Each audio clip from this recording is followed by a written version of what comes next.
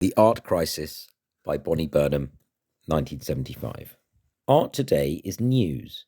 Publicity for exhibitions and sale room columns provide daily reading.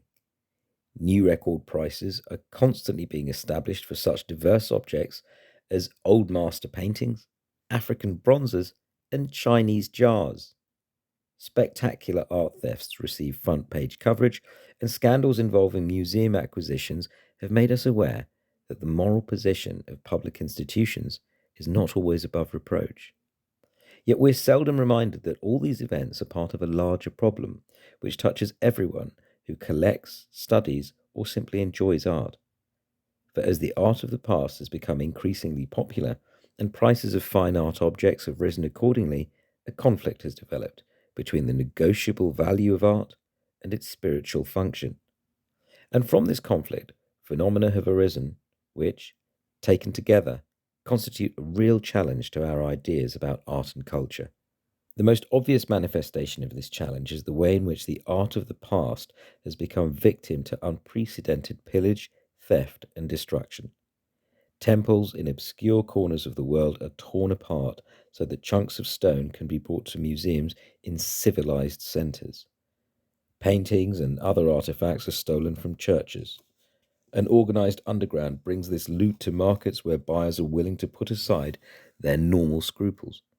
Museums commission the pillage of archaeological sites. Otherwise, honest businessmen buy without hesitation objects that can only have been stolen. Tourists become smugglers, and legitimate auctioneers party to fraud. A related and equally alarming phenomena is that as the demand for fine art objects has risen, so the objects themselves have become paradoxically less accessible to the public at large.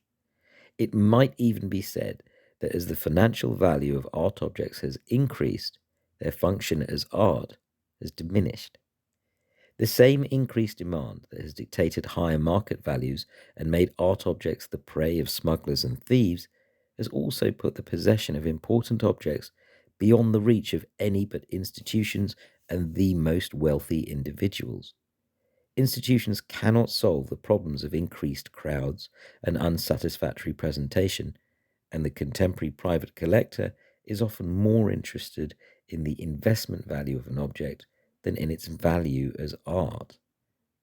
Thus, the art objects, so voraciously sought by museums and collectors, often end up stored in bank vaults like so many negotiable bonds, or exhibited in circumstances where nobody can study them in tolerable comfort and tranquility. These problems, theft and pillage, speculation and overvaluation, the demands of the museum and the crowd, are all manifestations of the curious form our reverence for art has taken, and are so closely related that they must be considered interdependent. Destruction and abuse in the name of art, and the artificial inflation of values which puts fine objects beyond the reach of those who might enjoy them, together constitute what I call the art crisis.